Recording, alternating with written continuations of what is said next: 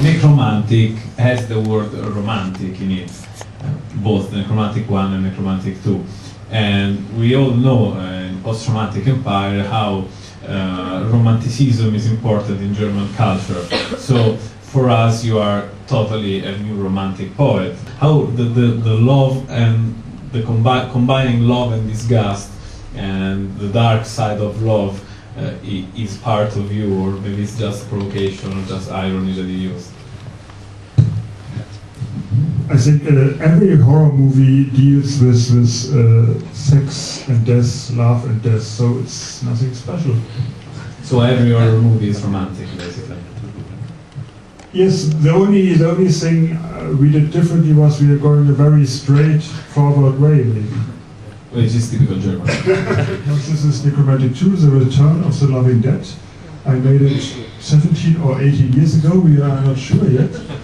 And it's mainly a film that was made by me trying to do something different in the horror genre, because during that time I was heavily annoyed by horror movies that had normally women in it only as victims, or they're getting raped or killed or both, and they were mainly done for young American male teenagers.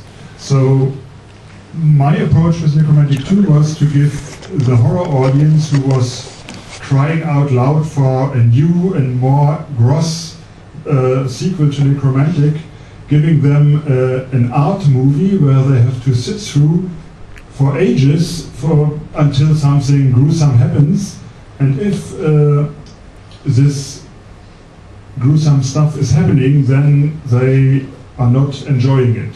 So this is an educational movie, you could say.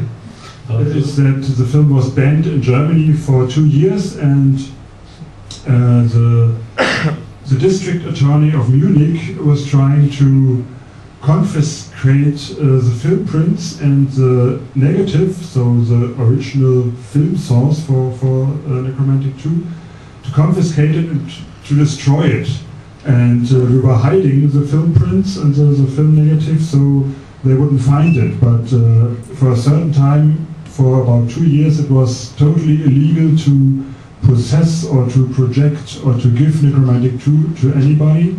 But after a trial, a film historian testified in court that Nekromantik 2 is definitely art, and that was the moment when they gave the film back to us. So thanks to art, this film is still existing, and it was a really depressing time for us, because when I made the first Nekromantik, this was something like a protest against the censorship movement in Germany, and when exactly this censorship movement was hitting me very hard, it was kind of a real lecture and a way to go. Why did the censorship hit Nekromantik 2 and not Nekromantik 1? Why did you have the troubles for Nekromantik 1? I think when the first Nekromantik came out, nobody really noticed it.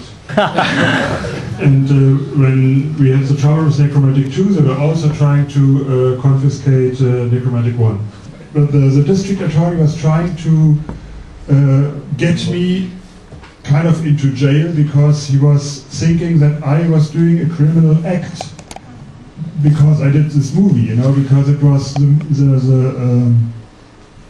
the plan behind it was that the film was glorifying violence, and glorifying violence is a term they use in Germany to ban Nazi propaganda and stuff like this. So they used a very clever way of getting rid of me and my film with this Nazi paragraph. The problem was not the necrophilia by itself, but it was violence in general. For the last scene of Nekromantik 2, the climax, where something happens that I couldn't tell you now because then it would spoil the whole movie. But we're trying to say, okay, this is glorifying violence, and that was stupid because this scene is so gruesome that it's not glorifying anything. And that's what went down in court. You know, even the judge said in the end, well, this was very arty and it was not glorifying, you know, it was disgusting, something like this. As in the other films I did, there's no professional actor in it. You know, it's like a movie that was done only with a bunch of people who work for free, and non-actors, no professionals, and it took ages to do it. And actually we didn't find an actress for that movie, and we owe it to Lucio Fulci from Italy that we found Monica M, the main actress, because we went to see House at the Cemetery by Lucio Fulci, and we saw, my co-author Franz and me, we saw a woman alone sitting in a cinema watching the Lucio Fulci movie, which seemed insane to me.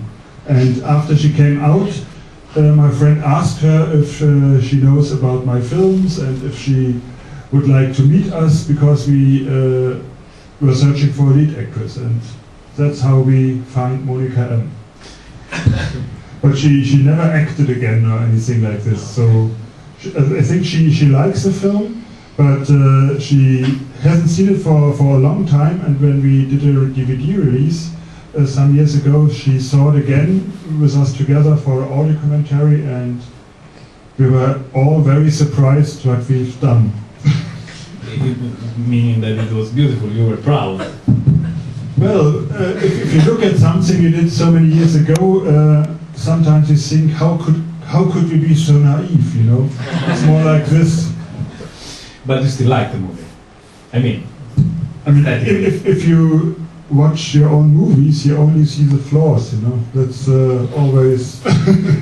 and you will experience that the film is very slow.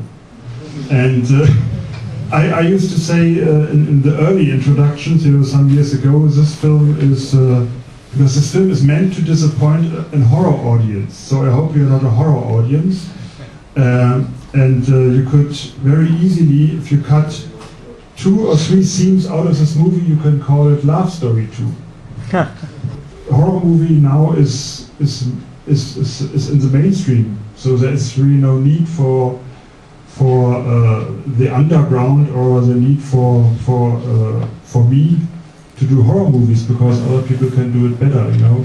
I don't think that I did successful horror movies. I did, as he found out, a mix between art, cinema and horror movies, because during that time I was watching Woody Allen movies, Godard movies, Fulci movies, Romero movies, everything, you know, and I was always fighting against these cliches, you know, to divide entertainment and art. So I was looking for a combination which was very difficult in the end to promote these films, because there was no target audience, you know.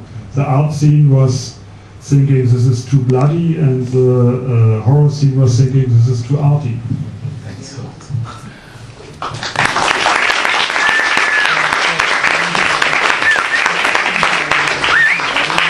lot.